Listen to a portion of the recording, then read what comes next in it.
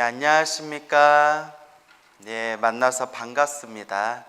우리가 저번 시간부터 칠지작법, 칠지공양에 대해서 공부하고 있습니다. 그래서 칠지작법, 그리고 혹은 칠지공양 몇 가지? 7가지 복덕과 지혜를 닦는 법 해서 칠지작법. 어떻게 다 기억나세요? 7가지? 노트에다 쓰셨죠? 그래서 첫째가 뭐라고 했죠? 예경, 예배, 예경, 절하기. 둘째가 뭐라고 했죠?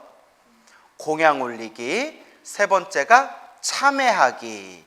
네 번째가 수의. 수의가 다른 사람의 공덕을 함께 따라서 기뻐하는 것을 수의라고 합니다. 수의.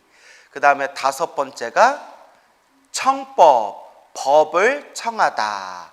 그 다음에 6번째가 소청주세, 부처님께서 세상에 오래 머무르시기를 부처님께 발언합니다. 부처님께서 세상에 오래 머무르셔서 널리 중생들을 제도해 주십시오 라고 청을 올리는 것, 그걸 소청주세.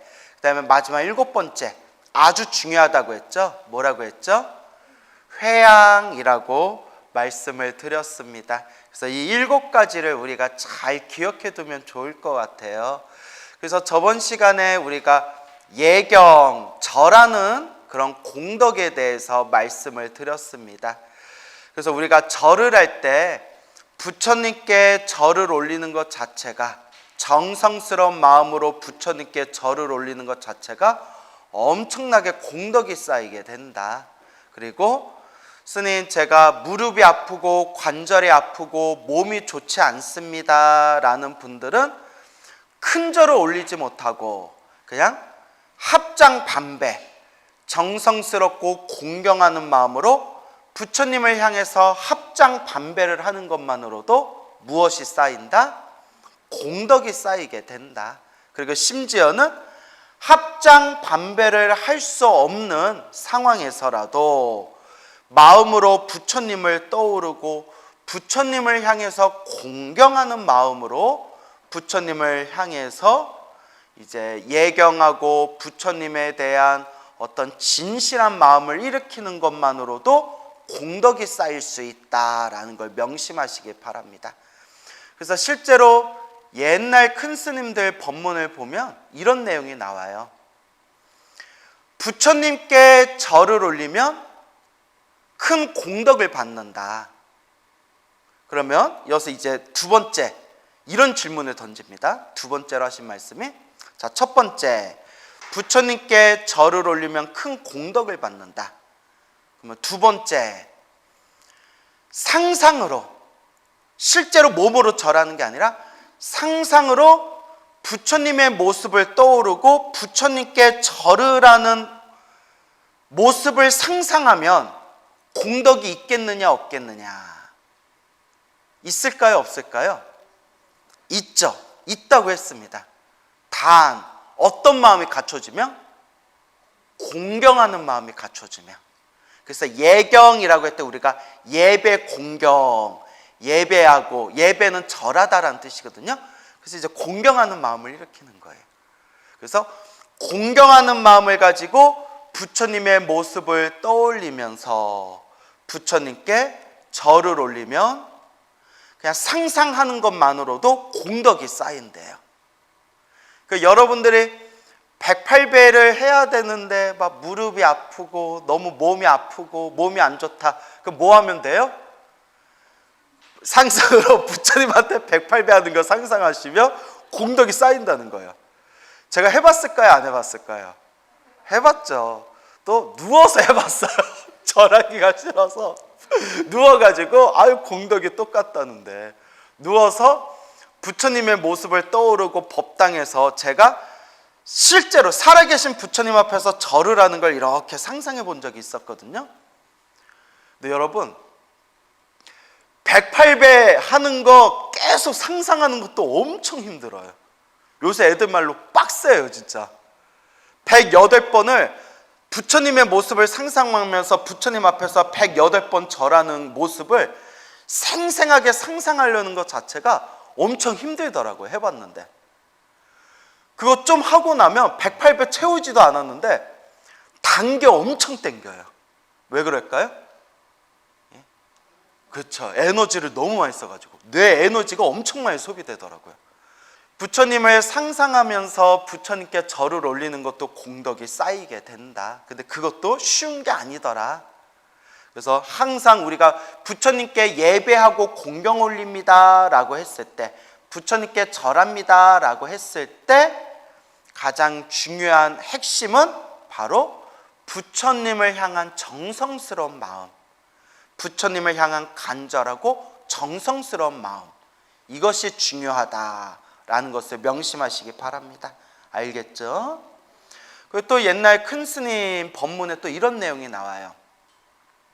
우리가 부처님이 세상을 떠나시고 난 뒤에 살아계신 부처님을 뵐 수가 없고 나무나 돌이나 철로 만든, 쇠로 만든 불상에다가 우리가 절을 해요. 그렇죠? 그러다 보니까 저도 잘 안 되는 건데, 저도 하다 보면 그냥 불상에 부처님께 절을 할 때 그냥 습관적으로 절해요. 습관적으로. 아이고 부처님 하고. 그런데 이와 같이 얘기하십니다. 큰 스님들께서 비록 불상일지언정 살아계신 부처님이다 생각하고, 살아계신 부처님이다 생생하게 내 앞에 살아계신 부처님께 내가 2600년 전 살아계신 석가모니 부처님 앞에서 살아계신 부처님께 절을 올린다라는 마음으로 절을 하면 훨씬 더 강력한 공덕이 생기게 된대요. 여기서 우리가 조금 고민해 봐야 되는 게, 숫자에 집착해서 절을 하다 보면 그 마음을 놓치게 돼요. 동감하시죠? 숫자에 한 번, 두 번, 108배, 1000배, 3000배, 오늘 안에 절 몇 번을 채워야지, 이렇게 너무 많은 숫자에만 집착하다 보면 숫자 채우기 시 절로 흘러가 버릴 수가 있어요.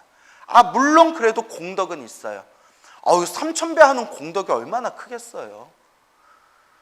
하지만 정말 살아계신 부처님에게 내가 절을 올린다라는 마음으로 절을 하면 절하는 자세가 달라져요. 마음의 그 에너지가 좀 달라져요. 경험해 보셨죠? 분위기가 예, 경험하셨는데 대답을 안 하셨으리라 생각을 합니다. 예, 오늘 이렇게 많은 분들이 와주셨는데 너무 조용한 것 같아요. 예, 그래서 항상 부끄러움은 우리의 못. 자, 그래서 이와 같이 살아계신 부처님께 절을 올린다라는 마음으로 절을 해라 라고 또 선지식들께서 말씀을 하셨습니다. 그래서 이것도 되게 힘들어요, 여러분. 저도 해봤는데 정말 내 앞에 살아계신 부처님이 앞에 계셔서 살아있는 부처님께 내가 108배를 올린다, 108번 절을 하면서 정말 살아계신 부처님께 내가 정성껏 절을 올린다라는 마음으로 108번 채우기도 쉽지가 않아요. 뭔가 에너지가, 마음의 에너지가 더 소비가 강하게 이루어져요. 그래서 이렇게 그냥 습관적으로 운동하듯이 절하는 거와 혹은 숫자 채우기에 급급한 절을 하는 거와 정말 생생하게 살아계신 부처님께 내가 절을 올린다 라고 했을 때 이 에너지가 완전히 변화되는구나 라는 것을 느끼게 됩니다. 그렇죠, 여러분? 그래서 절을 한다. 절을 하는 건 굉장히 좋은 습관이에요. 우리의 공덕을 엄청나게 쌓아주는 그런 강력한 방법 중에 하나가 바로 절학입니다. 근데 어떤 분이 이런 질문을 한 적이 있었어요. 스님, 한때 108배 다이어트라는 게 유행했는데 108배 다이어트를 해도 공덕이 쌓입니까? 그러니까 마음의 공덕, 선업이 쌓입니까? 여기에 대해서 우리가 여러 관점에서 분석해 볼 필요가 있지만, 일단 108배를 다이어트 용도로 절을 했을 때 공덕이 쌓이지를 않는다라고 보는 입장이에요. 물론 근거가 있어요. 다 어른 스님들 하신 말씀에 근거를 뒀을 때. 왜냐? 사실 절이라는 게 무릎을 굽혔다 폈다 굽혔다 폈다 하는 그냥 하나의 신체적 작용이에요. 신체 활동이지 않습니까? 근데 그냥 굽혔다 폈다 굽혔다 폈다 하는 그 신체 활동에 복과 선업과 공덕이 쌓이느냐 안 쌓이느냐의 가장 중요한 포인트는 뭘까요? 제가 계속 강조했던 거. 마음, 공경하는 마음.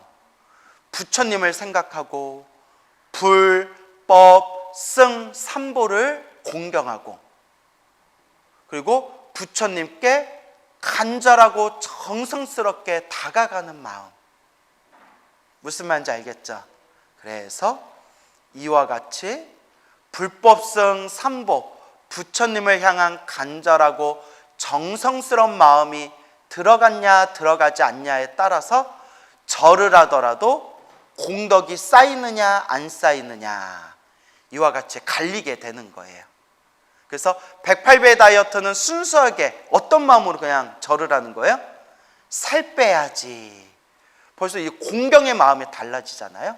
그래서 우리가 절을 하든지 합장반배를 하든지 마음속으로 부처님을 떠오르든지 무엇이 있어야 그 공덕의 힘이 훨씬 더 강하게 쌓이게 된다? 마음, 공경하는 마음, 공경심이라는 것을 여러분들이 중요하고 명확하게 생각하시기 바랍니다. 알겠죠? 자, 그래서 우리가 이와 같은 관점에서 한번 우리가 살펴봤고요. 그 다음에 이제 절하기, 예경하기가 첫 번째고요. 두 번째가 공양하기입니다. 무엇하기? 공양하기, 공양을 올리다라고 표현하죠.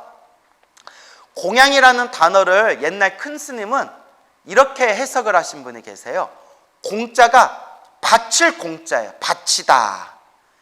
양이 기를 양자예요. 바치고 기르다. 자, 이걸 무슨 뜻이냐? 물론 이걸 여러 가지로 해석할 수 있겠지만 그 어른 스님께서 해석하신 말씀이 참 의미가 좋더라고요. 부처님이나 거룩한 분들에게 바치고 보시하고 바치고 나의 복덕과 지혜를 기르다, 기를 양. 이렇게 이제 해석을 하시는 거예요. 바침으로써 그 인과법, 내가 지은 복은 내가 받는다는 인과법의 에너지에 의해서 내 복덕과 지혜가 기를 양, 자라나다, 길러지다라는 뜻입니다. 그래서 이 공양이라고 했을 때 공양이 뭐 올리다, 바치다, 주다라는 뜻이 있어요. 그래서 불교에서 우리가 평상시에 쓰는 용어 중에서 공양하고 거의 비슷한 뜻을 가진 단어가 하나 있습니다. 뭘까요? 뭘 것 같아요? 맞아요. 보시. 헌공. 맞아요. 헌공도 맞아요. 네, 헌공. 바치련, 그 다음에 공양 올리다 할 때 공양. 헌공도 맞아요. 근데 제가 물어봤을 때 제가 생각한 답은 보시. 맞아요. 보시도 베풀다라는 뜻이 있거든요. 공양 올리다, 베풀다, 공양, 보시 다 같은 뜻으로 쓰일 수 있지만 우리가 일상에서 사용할 때 약간 뉘앙스가 다른 것 같아요. 보시는 위로 아래로 널리 베푼다는 뜻이에요. 널리 베푼다. 그러니까 위에다 올리든 밑에다 주든 위아래로 널리 베풀다 라는 뜻이 강하고, 공양은 조금 뉘앙스가 나보다 위에 있는 존재에게 올리다라는 의미가 좀 더 강해요. 어떻게 무슨 말인지 아시겠죠? 그래서 보시는 위아래 상관없이 그냥 다 베풀다라는 뜻이 강하고, 공양이란 단어는 베풀기는 베푸는데 약간 나보다 위에 있는 존재에게 올리다라는 그런 존칭의 뜻이 더 강한 것 같아요. 그래서 우리가 공양, 보시가 궁극적으로는 그냥 비슷한 그런 똑같은 의미를 가지고 있다라고 생각해도 무방합니다. 그래서 육바라밀 중에서 우리 중생이 부처가 되는 6가지 수행법 중에 육바라밀, 대승불교에서 가장 중요한 수행이지 않습니까? 보시, 지계, 인요, 정진, 선정, 지혜라는 반야지혜라는 육바라밀을 이야기했을 때 육바라밀의 첫 번째가 뭐예요? 보시. 그래서 왜 육바라밀의 첫 번째가 보시인가라는 부분에 대해서 그 옛날 큰 스님들이 또 많은 해설을 하셨습니다. 보시가 첫 번째 이유는 2가지 뜻이 있대. 크게 여러 이제 의미가 있지만 크게 2가지 의미로 살펴볼 수가 있는데, 첫째가 우리가 깨달음을 얻고 우리가 성불하기 위해서는 지혜와 깨달음을 얻어야 되고, 지혜와 깨달음을 얻기 위해서는 좋은 스승, 좋은 도반, 좋은 도량, 수행할 수 있는 좋은 환경과 여건을 가져야 된다. 그런 좋은 환경과 여건도 결국 누구 복이다? 자기 복이라는 거예요. 즉 복이 있어야 수행할 수도 있고 복이 있어야 수행하고 성불할 수가 있다. 결국 우리 중생이 살아가는 혹은 수행자가 수행을 하는 데 있어서 가장 중요한 밑바탕이 바로 복이다. 복을 짓는 첫걸음이 보시에서 시작된다는 거예요. 내가 가지고 있는 것을 베품으로써 내 복의 그릇, 내 복의 창고가 더 풍요로워진다는 거예요. 그래서 복이라는 관점에서 복이 있어야 우리가 수행을 하고 깨달음을 얻을 수 있고, 복이 있어야 우리가 성불의 경지까지 갈 수 있고, 내가 복이 있어야 중생들을 제도할 수가 있다. 복 짓는 첫걸음이 어디서 시작된다? 보시에서 시작된다라는 거예요. 그래서 육바라밀의 첫 번째가 보시다. 그러니까 복이 엄청 중요해요. 그래서 제가 항상 우리 불자님들에게 늘 복을 지어라, 선업을 쌓아라, 항상 제가 당부하는 거잖아요. 근데 명심하세요. 복지어라 복지어라 라고 늘 여러분께 말씀드리지만 이건 제 얘기가 아니에요. 다 어디에 근거를 두고 얘기하는 거예요? 경전. 저는 이렇게 여러분들한테 농담 따먹게 하거나 혹은 책에 나와 있는 큰 스님들 불교서라 그런 내용 빼고는 제가 하는 강의의 내용은 다 부처님 경전에 근거를 두고 얘기하는 거예요. 그렇기 때문에 복을 짓는 첫걸음이 보시가 되는 거다. 여러분도 복이 있으니까 이번 생에 사람으로 태어난 거예요. 동감하십니까? 복이 있으니까 또 무엇도 만난 거예요? 부처님 법도 만난 거예요. 복이 있으니까 또 좋은 분들의 강의를 듣고 법문을 듣고 부처님의 말씀을 공부할 수가 있는 거예요.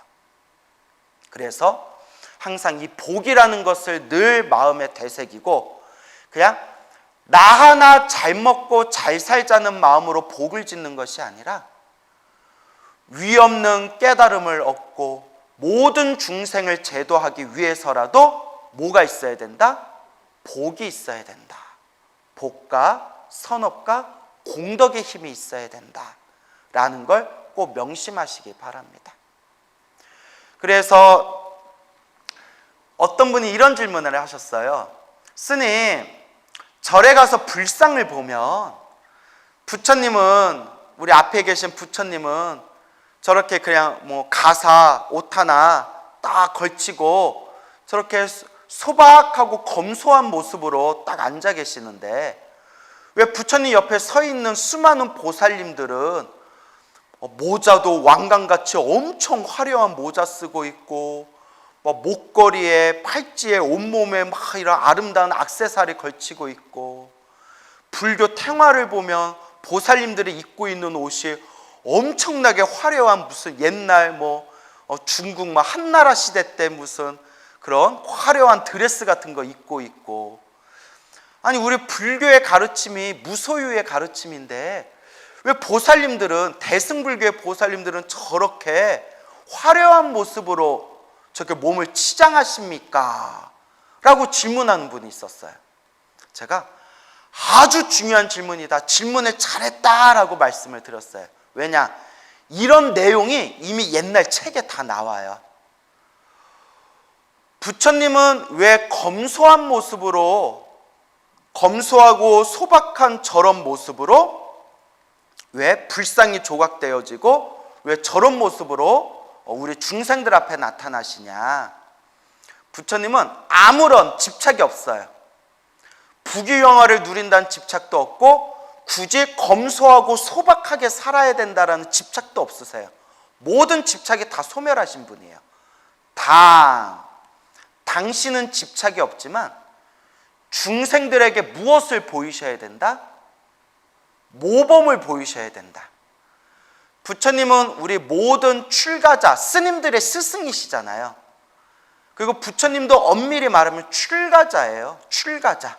머리 깎고 가족 형제 처자식 다 버리고 머리 깎고 거친 옷을 입고 출가하신 출가자세요. 그래서 부처님은 출가자로서의 모범을 보이시는 거예요. 그렇지 않으면 야, 부처님도 저렇게 좋은 옷을 입고 사셨다, 부처님도 저렇게 좋은 신발 입고 사셨다, 부처님도 저렇게 좋은 차 끌고 사셨다, 이렇게 훗날 불자들이 부처님에 대해서 오해하고 부처님을 핑계로 삼아서 사치스러운 삶을 살 수가 있다는 거예요. 부처님은 이런 것까지 다 꿰뚫어 보시고 출가자로서 혹은 수많은 불제자들 앞에서 모범을 보이시기 위해서 저렇게 검소하고 소박한 모습으로 항상 나투시는 겁니다. 너무 멋있죠? 부처님은 완벽하세요. 그러면 보살님들은 왜 저렇게 사치스럽습니까? 자, 이 부분에서 뭐라고 얘기하느냐? 우리 보살님들은 몇몇 보살님들 빼고는 다 제가자의 모습으로 나타나신대. 무엇의 모습으로? 제가자. 그러니까 머리 기르고 있고 옷도 속복을 입고 있잖아요. 출가자의 모습으로 세상에 출현하신 대표적인 보살님이 누굴까요? 예, 맞아요. 맞추셨어요. 예, 지장보살님. 빡빡 깎은, 파르라니 깎은 삭발머리에 주장자를 들고 이렇게 불상을 조성하잖아요. 그 외에 대부분의 보살님들은 머리에 보석이 박혀있는 모자를 쓰시고 화려한 옷을 입으시고 화려한 보석 같은 걸 몸에 치장하시는 그런 제가자, 가정생활을 하는 제가자의 모습으로 세상에 출현하셔요. 근데 여기서 이제 중요한 게, 그러면 왜 그런 모습으로 세상에 출현하시느냐? 당신들은 아무런 집착이 없어요. 뭐 관세음보살, 지장보살, 문수보살, 보현보살, 대세지보살 같은 이 위대한 보살님들이 재물에 대한 집착이 있어서 명품 두르는 걸 좋아하셔. 이래버리면 불교 무너지는 거예요. 관세음보살님은 샤넬 좋아하시고 대세지보살님은 또 유명한 게 뭐 있나요? 예? 예? 뭐 루이비통 좋아하셔. 뭐 이렇게 해버리면 이거 뭐 골치 아파지는 거예요. 자, 수많은 대승의 보살님들이 화려한 모습으로 출현하시는 이유가 당신들은 집착이 없지만 중생들은 눈에 보이고 귀에 들리는 거에 집착한다는 거예요. 그래서 눈으로 보이고 귀에 들리는 거에 집착하는 중생들 앞에서 일부러, 자, 따라해 보세요. 복덕장엄. 복덕이 엄청 많은 모습을 꾸며서 중생들 앞에서 나타나신다는 거예요. 그걸 복덕장엄이라고 불러요. 아주 복이 많은 모습으로 중생들 앞에 나투시고, 보살님들께서는 수없는 윤회의 세월 동안 중생들을 자유자재로 제도할 수 있는 엄청난 복을 쌓고 왔다라는 의미가 되겠습니다. 아시겠죠? 그래서 복덕장엄이라고 불리게 됩니다. 알겠습니까? 그래서 복덕장엄. 그래서 여러분 법화경의 관세음보살 보문품 보면 중요한 내용이 나와요. 많은 분들이 관음경 읽으면서 이 부분을 놓치는데, 그때 무진이 보살이 관세음보살님의 덕에 대해서 들은 뒤에 자기가 가지고 있는 그 보석을 빼가지고 누구에게 공양 올리는 내용이 나와요? 관세음보살님에게 공양 올리는 내용이 나오잖아요. 보셨어요? 안 보셨어요? 보셨죠? 다들 뭐 긴가민가 나오잖아요. 예? 예. 그래가지고 무진이 보살도 관세음보살님께 공양 올리는 내용이 나와요. 그러니까 보살들도 복을 짓는다는 거예요. 보살들도 복을 짓는데, 무진이 보살이 엄청나게 큰 보살이에요. 오죽하면 무진이 경이라는 인도 불교에서 중요하게 여기는 경전이 있어요. 관세음보살 보문품에서는 무진이 보살이 약간 보조 출연자처럼 나타나지만 실제로 무진이 경이라는 경이 있을 정도로 아주 깊은 깨달음을 얻으신 보살님이에요. 그 무진이 보살조차도 관세음보살님께 공양을 올리고, 관세음보살님께서도 받지 않으려 하세요. 재물에 대한 집착이 없으세요. 받지 않으려 하니까 왜 그래, 뭐 또 사람들이 있는 데서 이런 걸 주고 그래. 그때 부처님께서 받아라 하니까 관세음보살님이 받기는 받되 그걸 어떻게 하시죠? 그렇죠. 두 몫으로 나눠서 하나는 석가모니 부처님께 바치고 하나는 이제 다보 부처님께 올렸다라는 내용이 나옵니다. 그렇죠. 여기서 무진이 보살도 복을 지으려 하고 관세음보살조차도 공양을 올리는 모습을 중생들에게 보여주고 계시는 거다. 이런 대보살님들께서도 복 짓는 것을 게을리하지 않으신데 우리 중생들이 어찌 복을 짓고 공양 올리는 것을 어찌 게을리할 수 있겠는가라는 그런 내용들에 이렇게 짚어가지고 큰 스님들께서 해석을 하십니다. 그만큼 이제 복 짓는 게 중요하다는 겁니다. 그래서 이 복을 짓는 첫걸음이 바로 어디서 시작된다? 보시에서 시작되고, 이게 이제 첫 번째 의미고요. 복 짓는다라는 의미고, 두 번째 의미는 우리가 깨달음을 얻는데 가장 큰 장애가 나다, 내 것이다라는 집착이래요. 이걸 금강경에서 아상, 인상, 중생상, 수자상이라고 얘기했고, 수많은 불교 경전에서 아집이라고도 얘기하고 아만이라고도 얘기하고, 그래서 하여튼 나다, 내 것이다라는 집착이 깨달음을 얻는데 가장 큰 장애가 되는데, 나다, 내 것이다라는 집착을 부시는 가장 좋은 수행 방법이 바로 무엇이다? 베푸는 거래요. 놓아버리는 거. 내가 가진 걸 누군가에게 주는 거. 사람은 누구나 내 걸 계속 움켜쥐고 싶거든요. 그렇잖아요. 아니 솔직히 말로 저도 막 스님들한테 공양을 많이 올리거든요. 나름대로 스님들께 공양 올리지만 내가 그거 모아놨으면 내가 차를 한 대 샀을 거야. 고급 차를 하나 샀을 거예요. 스님들한테 공양 올린 것만 모았어도. 그러니까 누구든 내가 차라리 그 돈 쥐고 있었으면 나를 위해서 썼을 텐데, 누구나 이런 내 것에 대한 집착이 있거든요. 그런 마음을 부시는 것, 나다 내 것이다라는 집착을 부시는 첫걸음이 바로 무엇이다? 놓아버리는 것, 보시라는 거예요. 그래서 옛날 큰 스님들 또 해설서에 보면 이런 내용이 나옵니다. 보시를 하면 마음이 부드러워지고 유연해진대요. 그러니까 꽉 쥐고 있는 마음으로는 보시를 할 수가 없어요. 자꾸 보시하는 습관을 들이면 점점 내 마음이 부드러워지고 유연해지고, 그만큼 선정, 삼매, 지혜를 얻는데 훨씬 더 유익한 마음으로 발전이 된다라고 강조를 하십니다. 그래서 공양 올리다, 우리가 보시하다라는 의미를 사용했을 때 육바라밀의 첫 번째가 되는 이유가 첫째, 무엇을 짓는데 으뜸이다? 복을 짓는데 첫 번째 으뜸이고, 둘째, 무엇하는 강한 작용이 있다? 나다, 내 것이다 라는 집착을 부수는 강한 작용이 있다 라고 말씀하셨습니다.